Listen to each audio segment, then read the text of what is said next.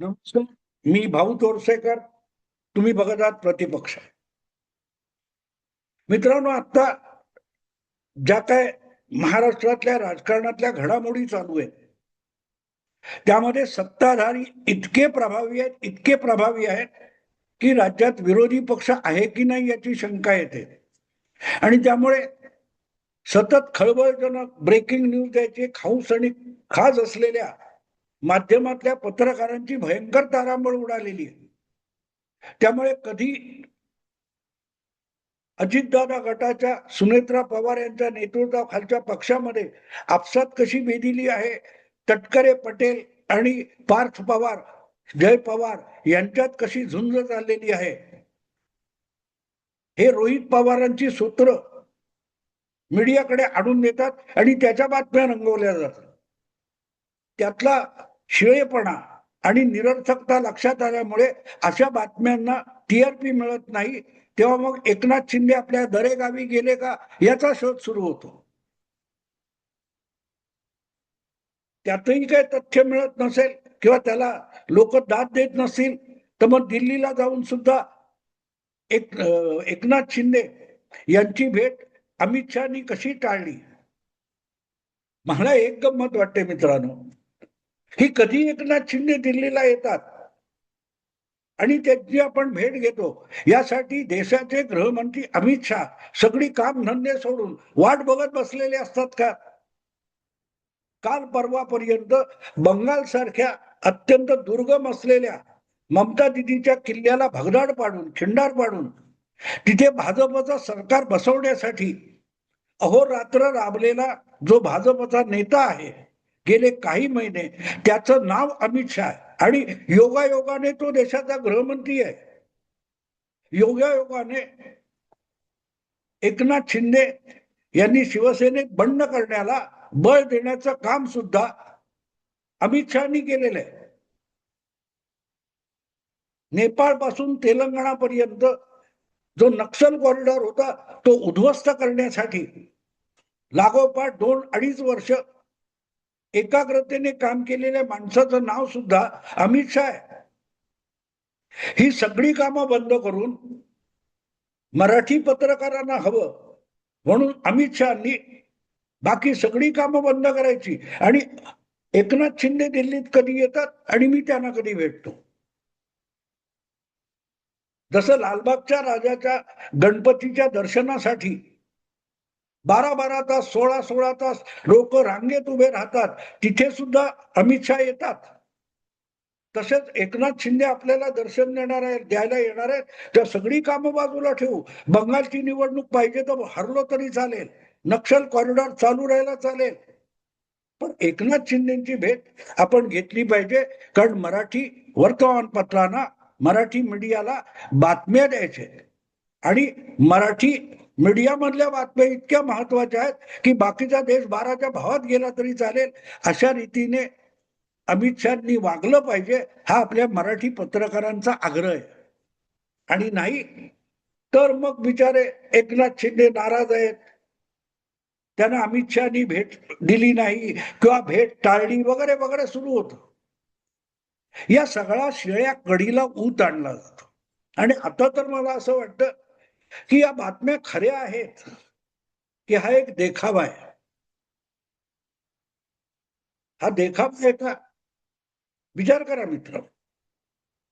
आता या गोष्टीला जवळजवळ 2 वर्ष होतील. पुढच्या ऑक्टोबर नोव्हेंबर मध्ये म्हणजे 1.5 वर्ष तर झालं.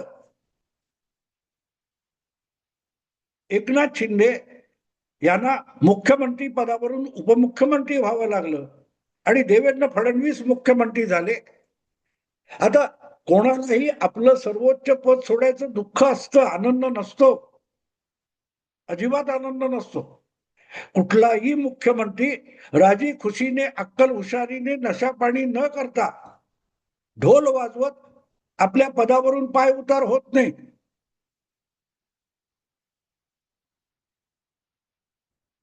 त्यामुळे एकनाथ शिंदे यांना आपलं मुख्यमंत्री पद गेलं याचं दुःख आहे तर आहे, असणार.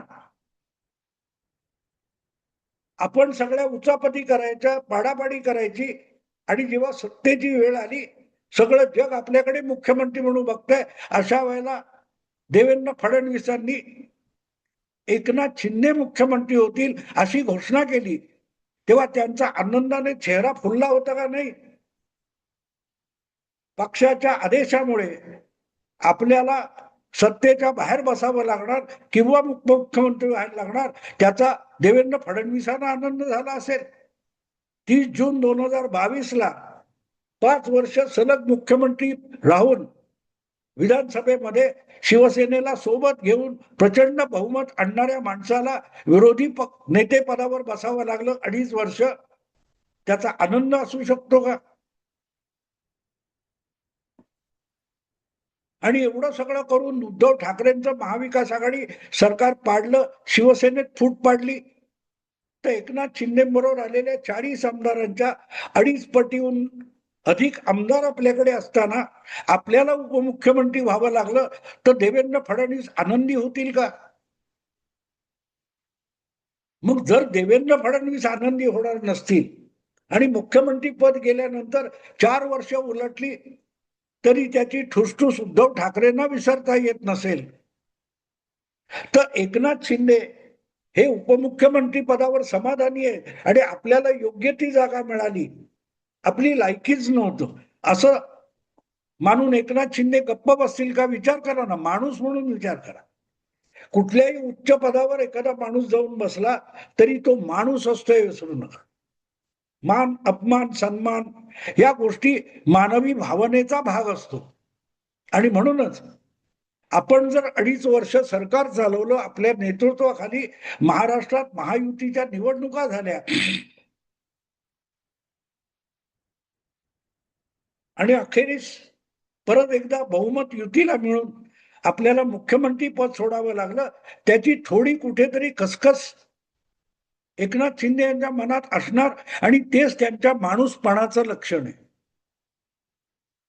आपण इतके राबतो तर मग अपेक्षित यश मिळून आपण स्वबळावर मुख्यमंत्री का होऊ शकत नाही, हा विचार त्या माणसाच्या मनात येणार.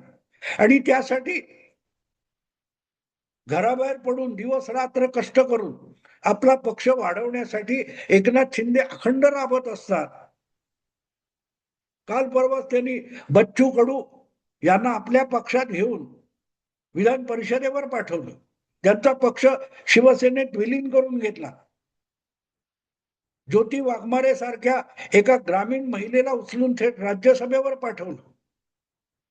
आपल्या पक्षाचा विस्तार महाराष्ट्राच्या कानाकोपऱ्यात व्हावा यासाठी एकनाथ शिंदे राबत असतात. तेव्हा आपलं मुख्यमंत्री पद गेलं तर कोणासमोर तरी वाडगा पसरून झोळी घेऊन ते मुख्यमंत्री पद मिळवण्यापेक्षा आपली ताकद दाखवून मिळवावं ही इच्छा जर त्यांच्या मनात असेल तर ते गैर लागू नाहीये. त्यावेळेच्या परिस्थितीमुळे 2022 मध्ये आपल्याला मुख्यमंत्री पद मिळालं तरी तो आपला हक्क नव्हता, ते मिळालेलं बक्षीस होतं, ती लागलेली लॉटरी होती, हे समजण्याची अक्कल आणि बुद्धी एकनाथ शिंदेकडे. आपण बाळासाहेबांचे चिरंजीव आहोत म्हणून आपण मुख्यमंत्री आपोआप झालो, पण आपण ते कमावलेलं नाही हे उद्धव ठाकरेंना कधीही कळलेलं नाही. आपण बाळासाहेबांचे नातू आहोत म्हणून कसलाही प्रयास न करता, कसलेही कष्ट न घेता आपल्याला पहिल्या आमदारकीमध्ये मंत्रीपद मिळालं तर तो आपला हक्क आहे असं आदित्य ठाकरेंना वाटतं, तसं एकनाथ शिंदेना वाटलेलं नाही. रिक्षा चालवत मिळेल ते काम करत, शिवसेनेचं काम करत तो माणूस इथपर्यंत आलाय. तेव्हा कष्टाचं मोल काय असतं आणि कष्टातून जे मिळतं ते बक्षीस नसतं, आणि मिळालं तर ते बक्षीस आहे याची जाणीव ठेवून वागणं हा एकनाथ शिंदे यांचा परिचय आहे.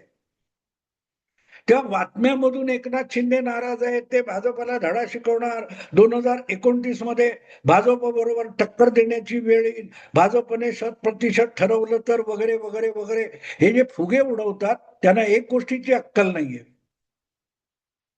की एकनाथ शिंदे इथपर्यंत आले असतील तर एकाच वेळेला कष्ट आणि दुसऱ्या बाजूला राजकीय डावपेच या दोन्हीतून तो माणूस इथपर्यंत पोहोचलेला आहे.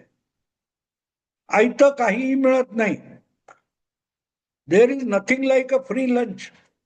फुकट ताटात तुमच्या कोणीही वाढत नाही, अशी एक इंग्रजी उक्ती आहे. आणि ती बरोबर समजलेला माणूस कोण असेल तर तो एकनाथ शिंदे आहे. आणि त्यामुळे आपली ताकद आहे ती वाढवायची आणि आपली जेवढी ताकद असेल ती प्रसंग आला तर पणाला लावायची. या दोन्ही गोष्टीचा ताळतंत्र एकनाथ शिंदे यांच्याकडे आहे. आणि म्हणूनच पत्रकारांनी दिलेल्या फुकटचे सल्ले किंवा कोणीतरी हरभऱ्याच्या झाडावर चढवलं म्हणून एकनाथ शिंदे झाडावर त्या चढत नाहीत. अस्सल शेतकरी आहे, आजही गावी गेला की मातीत उतरून काम करतो, तेव्हा हरभऱ्याच्या झाडावर माणूस चढू शकत नाही, मुंगी वगैरे कीटक चढू शकतो. ही अक्कल त्या माणसाला आहे. आणि अशाही परिस्थितीत ज्या बातम्या रंगवल्या जातात,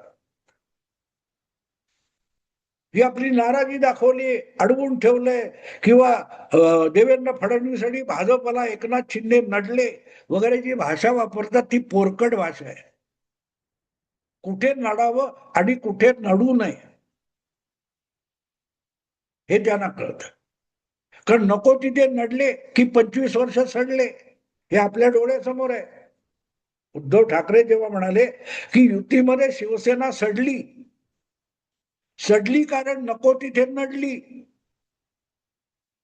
आपण बाळासाहेब नाहोत, आपण शिवसेना उभी केलेली नाही. आणि बाळासाहेबांच्या वेळचा भाजप आणि आजचा भाजप मोदींच्या काळातला यामध्ये जमीन अस्मानाचा फरक आहे. बाळासाहेब हयात असताना शिवसेनेचे कधी 16-18 खासदार निवडून आले नव्हते. ते जर मोदी युगामध्ये आलेत तर मोदी आणि भाजप आज शक्तिशाली आहे, त्याला नडणं म्हणजे आपल्या पायावर धोंडा पाडून घेणं आहे. ही साधी गोष्ट उद्धव ठाकरेंच्या लक्षात आली नाही आणि म्हणून शिवसेना नडली, तिथे सडली. पण ती सडण्यापासून एकनाथ शिंदेनी वाचवली. आणि म्हणून आज शिवसेना महाराष्ट्रातला 2 नंबरचा पक्ष झालेला.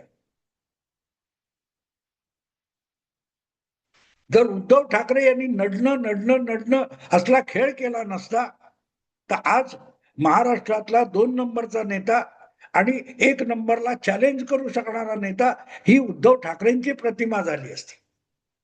पण कारण नसताना, आपली ताकद नसताना लहान तोंडी मोठा घास घेता घेता आपल्याच घशात मोठा घास अडकला आणि मरणासन्न व्हायची वेळ यावी, ती उद्धव ठाकरेंची अवस्था आहे. आणि त्यापासून एकनाथ शिंदे यांनी पुरेपूर धडा घेतलेला आहे.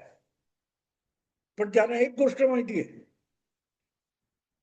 की जे आसुरी आनंदामध्ये रममाण होण्यामध्ये प्रतीक्षेत असतात, अशा काही पत्रकारांना खेळवत ठेवलं नाही तर ते आपलाही लचका तोडतील.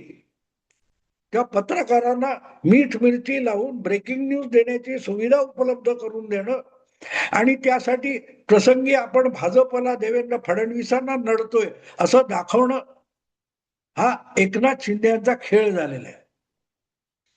आणि त्या लपंडावात एकनाथ शिंदे किंवा देवेंद्र फडणवीस मिळून आपल्याला संगनमताने प्याद किंवा सोंगटी सारखं वापरतात, हे बऱ्याच पत्रकारांच्या लक्षात येत नाही. प्रत्येक निवडणूक आली की एकनाथ शिंदेने अडवून ठेवलंय, भाजपची तारंबळ झाली आहे, तिकडे कोणी अमित शहानी देवेंद्र फडणवीसांचे कान उपटले, अशा बातम्या रंगवण्यामध्ये ज्यांना रस आहे त्यांना खाद्य पुरवलं पाहिजे. भुंकणाऱ्या कुत्र्यासमोर हाडूक टाकलं नाही तर तो भुंकत राहणार आणि प्रसंगी चावण्याचा धोका सुद्धा एखादा बेसावत क्षणी येऊ शकतो. म्हणून कुत्र्यासमोर हाडूक टाकणं हा सगळ्यात उत्तम उपाय असतो. मला असं वाटतं की एकनाथ शिंदे आणि देवेंद्र फडणवीस दोघेही संगनमताने पत्रकारांसमोर एकमेकाशी मतभेद, नाराजी वगैरे असल्याची नाटकं रंगवत असतात. काय करायचंय? 16 विधान परिषदेच्या जागांची निवडणूक आहे किंवा आणखीन कुठची राज्यसभा वगैरे निवडणूक आहे, तर आपण काय करायचंय खूप आधीपासून ठरलेलं असतं. पण एकदा आपलं सगळं सेटलमेंट झालं, परस्पर जागा वाटप काय असेल ते झालं, की मग पत्रकारांना खाद्य पुरवलं पाहिजे.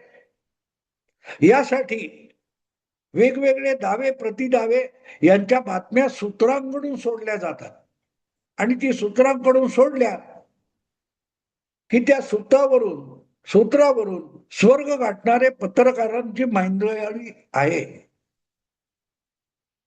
प्रत्यक्ष जेव्हा निवडणूक येते तेव्हा सगळं सुरळीत झालेलं असतं, सगळं सुरळीत होतं. आणि म्हणून मला असं वाटतं की एकनाथ शिंदे प्रामुख्याने हे जे काय रुसण्याचे, रागावण्याचे, टाळाटाळीचे, नाराजीचे खेळ करून दाखवतात, हे किती लोकांशी ते कसं कसे लपंडाव खेळतात याचा एकदा अभ्यास करावा असं मला वाटतं. वेळ काढून या सगळ्या बातम्या सलग घेऊन बसायचं आणि त्यात कधी कधी कोणाकोणाला कसं आपल्या पटावरचं प्यादं बनवतात. माध्यमातले अनेक जण एकनाथ शिंदे यांना पटावरचं प्यादं समजतात आणि आपल्याला हवं तसं नाराजी टाळाटाळ म्हणून फिरवत असतात. पण प्रत्यक्षात अशा पत्रकारांना एकनाथ शिंदे आपल्या पटावरचं प्यादं बनवून आपले राजकीय डाव आणि लपंडाव खेळत असतात. हा अभ्यास करण्यासारखा विषय आहे. मित्रांनो, आता थांबतो. आवडलं लाईक करा, शेअर करा आणि प्रतिपक्षाला सबस्क्राईब करा. नमस्कार.